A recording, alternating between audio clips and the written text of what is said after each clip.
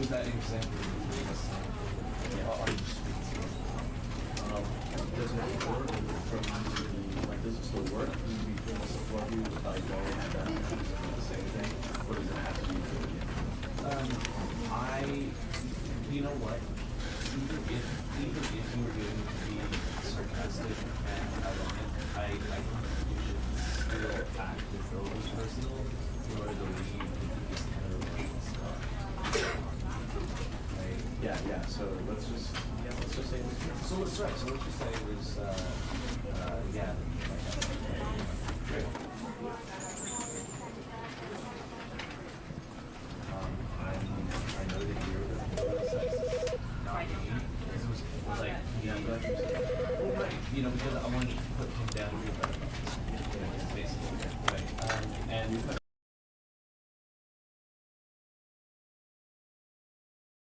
This is the story of a man named Stanley. Stanley worked for a company in a big building where he was employee number 427. Employee number 427's job was simple. He sat at his desk in room 427 and he pushed buttons on a keyboard. Orders came to him through a monitor on his desk, telling him what buttons to push, how long to push them, and in what order. This is what employee 427 did every day of every month of every year. And although others might have considered it soul-rending, Stanley relished every moment that the orders came in, as though he had been made exactly for this job. And Stanley was happy. And then one day, something very peculiar happened. Something that would forever change Stanley. Something he would never quite forget. He had been at his desk for nearly an hour when he realized that not one single order had arrived on the monitor for him to follow. No one had showed up to give him instructions, call a meeting, or even say hi. Never in all his years at the company had this happened, this complete isolation. Something was very clearly wrong. Shocked, frozen solid, Stanley found himself unable to move for the longest time. But as he came to his wits and regained his senses, he got up from his desk and stepped out of his office.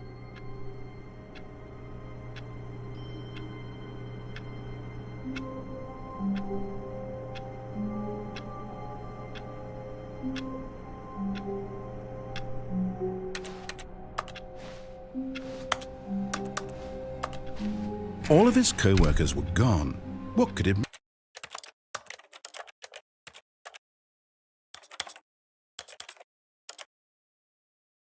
mean? Stanley decided to go to the meeting room. Perhaps he had simply missed a memo.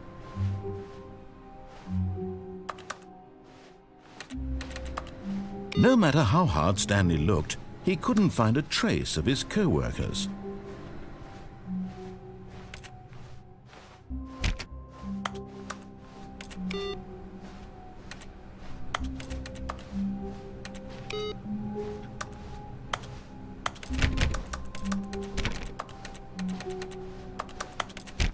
Stanley went around touching every little thing in the office, but it didn't make a single difference, nor did it advance the story in any way.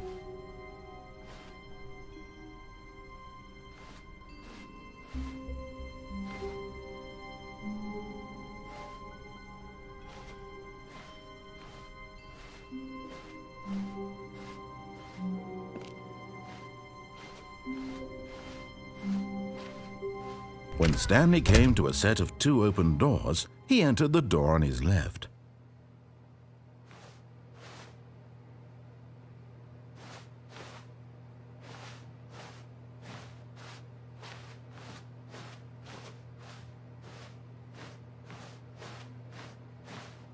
This was not the correct way to the meeting room, and Stanley knew it perfectly well.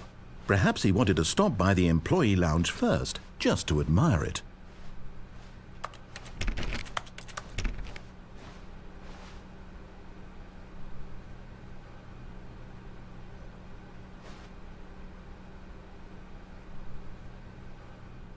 Ah, yes, truly a room worth admiring.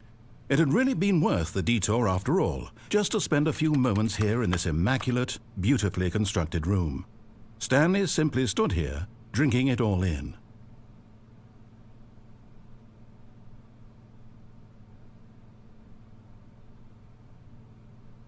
Yes, really, really worth it being here in the room. A room so utterly captivating that even though all your co-workers have mysteriously vanished, here you sit looking at these chairs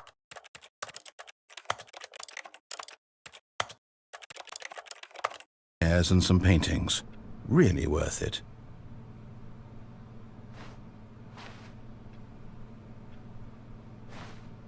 At this point, Stanley's obsession with this room bordered on creepy and reflected poorly on his overall personality. It's possible that this is why everyone left. But at last, he'd had enough of the amazing room and took the first open door on his left to get back to business.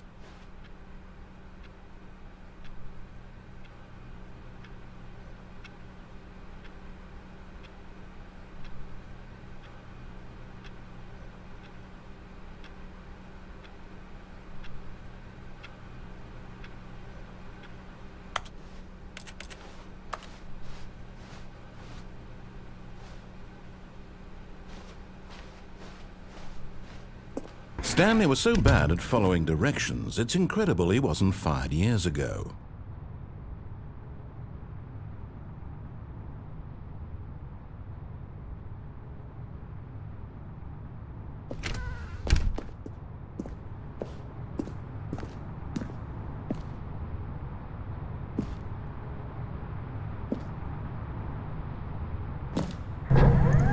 Look, Stanley, I think perhaps we've gotten off on the wrong foot here. I'm not your enemy, really, I'm not. I realize that investing your trust in someone else can be difficult, but the fact is that the story has been about nothing but you all this time. There's someone you've been neglecting, Stanley. Someone you've forgotten about. Please, stop trying to make every decision by yourself. Now, I'm not asking for me, I'm asking for her. This is it, Stanley. Your chance to redeem yourself, to put your work aside, to let her back into your life. She's been waiting.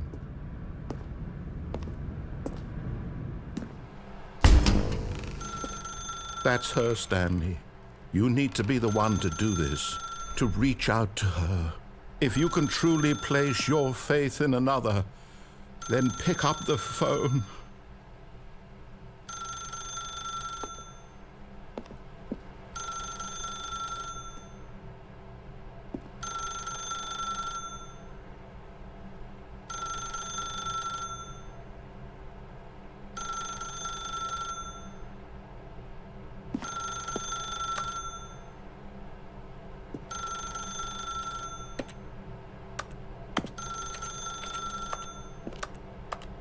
As Stanley picked up the phone, a white light engulfed him, filling him not just with radiance, but with hope.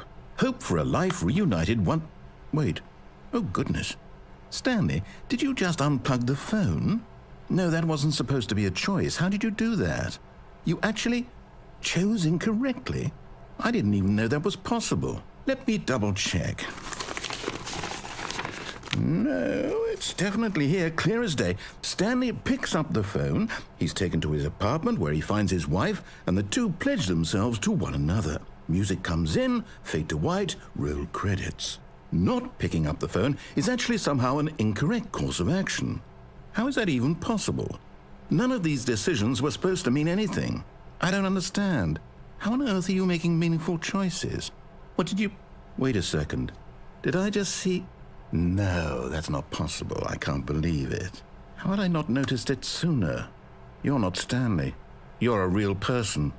I can't believe I was so mistaken. This is why you've been able to make correct and incorrect choices. And to think I've been letting you run around in this game for so long. If you'd made any more wrong choices, you might have negated it entirely. It's as though you completely ignored even the most basic safety protocol for real-world decision-making. Or did you not grasp the severity of the situation? Well, I won't have that kind of risk on my watch.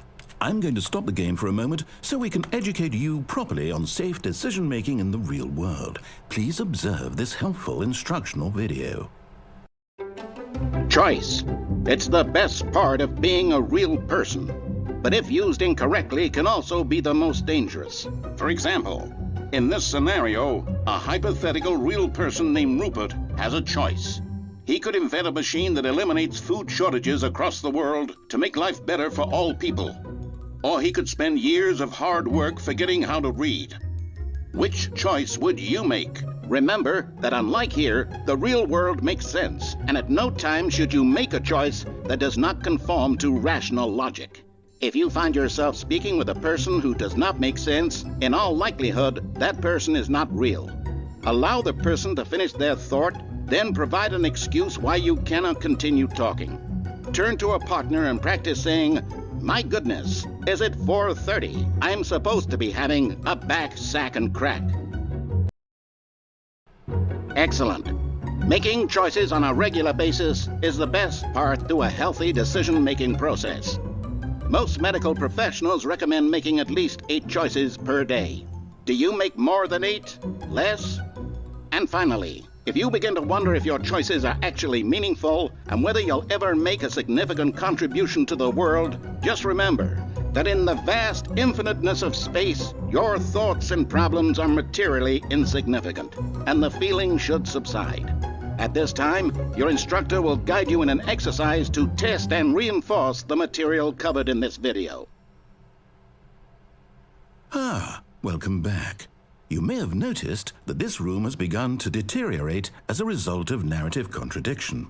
But not to worry. Now that you're properly informed on good decision-making, we're going to revisit a choice you made just a few minutes ago and see what the correct thing to do would have been. This way, please.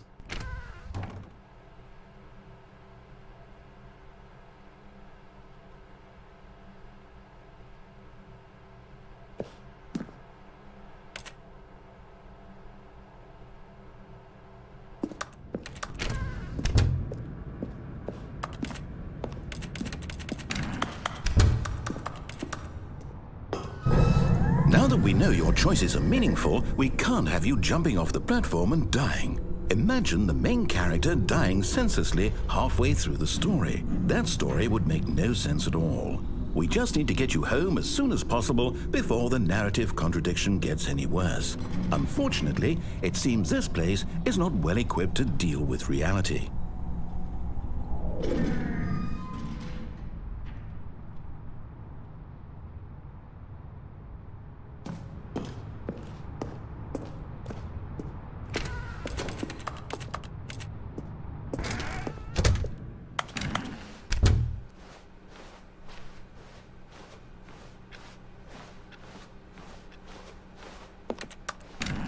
Almost there. You'll take the door on the left, back to the correct ending, the story will have resolution once again, and you'll be home free in the real world.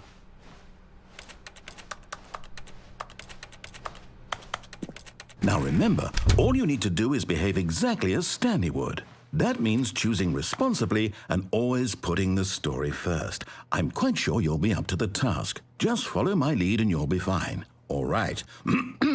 When Stanley came to a set of 2 open doors, he entered the door on his left.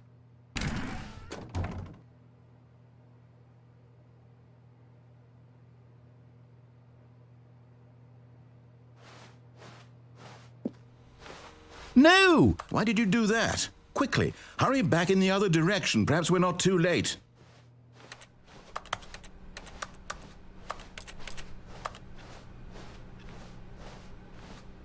Oh, it's ruined. I can't believe, after everything we talked about, that my story, you've destroyed my work. Why? For what? What did you get out of that? What did you think was so special about seeing the game undone, left here like so much garbage? It's worthless now.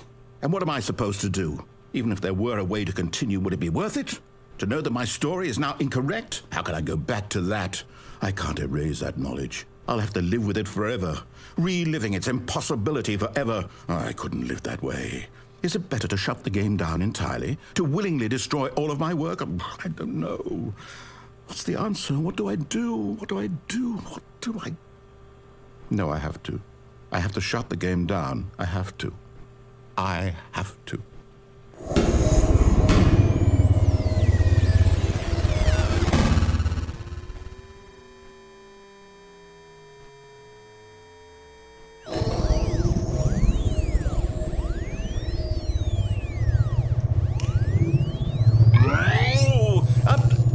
I'm here.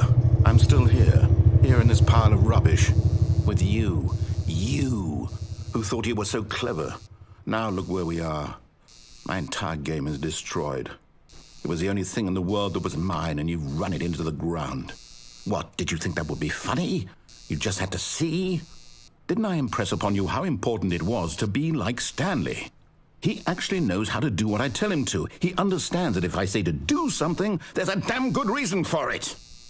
That thought hadn't even occurred to you, had it? That there's a world outside of you? You're a child. Oh, my story. If you'd just gone through the door on the left, you would have seen it. There was a whole underground facility. You would have destroyed it and been victorious. It would have been so perfect. I worked so hard on it. I tried so hard to make... behave exactly as Stanley would.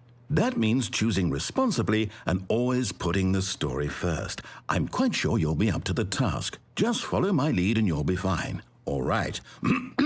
When Stanley came to a set of 2 open doors, he entered the door on his left.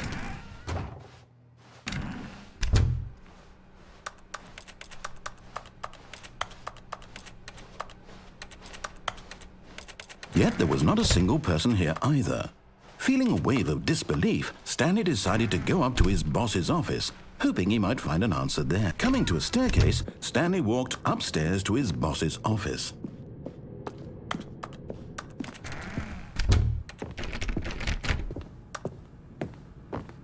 Stepping inside his manager's office, Stanley was once again stunned to discover not an indication of any human life. Shocked, unraveled, Stanley wondered in disbelief who orchestrated this, until he saw the door with a voice receiver next to it. Surely behind this door lay all the answers to his questions. And beyond all probability, he knew the passcode. He had seen it on his boss's computer just last week. Night Shark 115. Was this the code to open the door? Would it still work? There was only one way to find out. Stanley had been trained never to speak up, but now he would draw from within himself the courage to face the unknown. He drew a sharp breath and then spoke the code.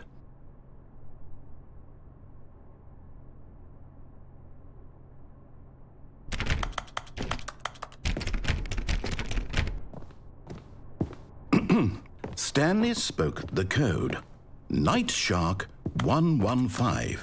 He spoke it into the receiver, right there on the wall.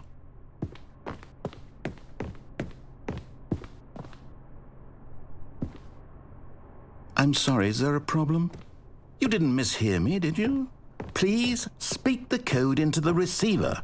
Otherwise, we can't get on with the story. This is a crucial step.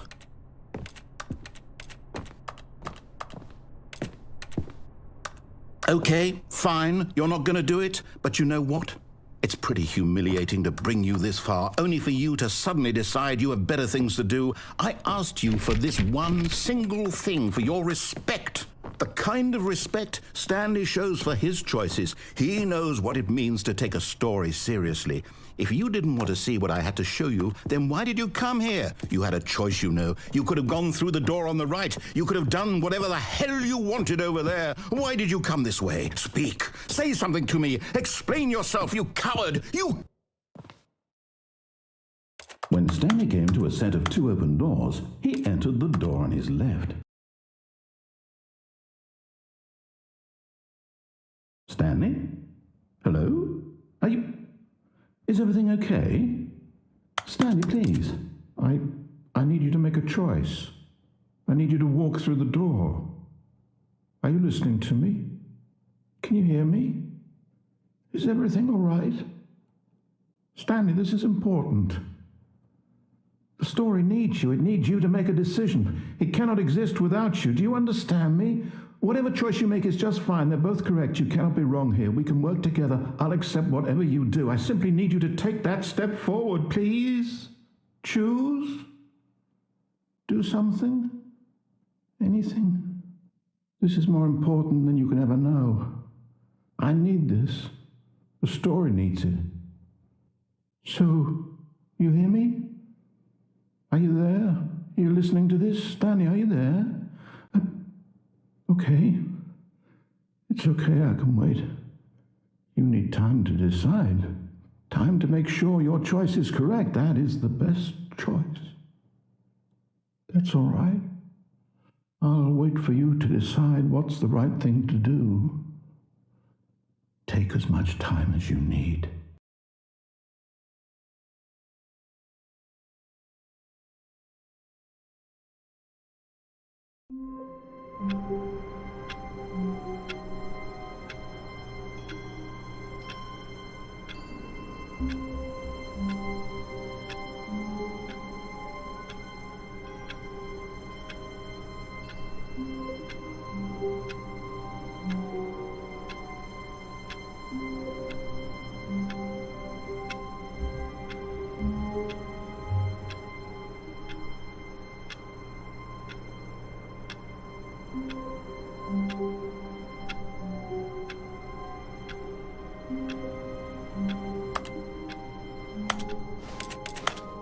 All of his co-workers were gone.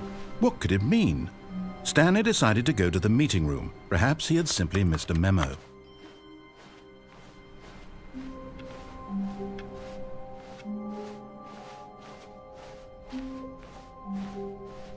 When Stanley came to a set of 2 open doors, he entered the door on his left.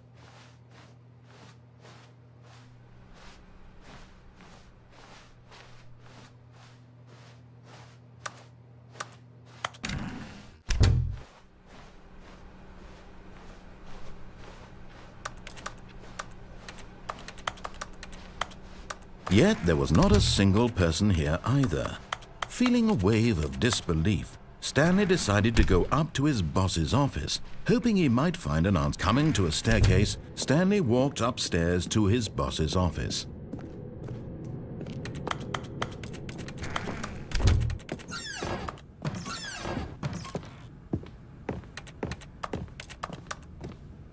Stepping into his manager's office, Stanley was once again stunned to discover not an indication of any human life.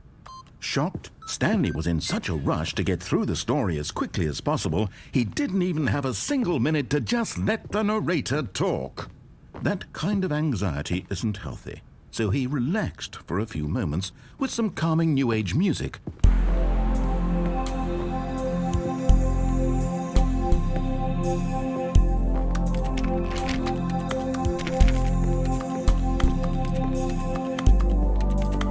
Feeling soothed and rejuvenated, Stanley calmly walked forward into the opened passageway.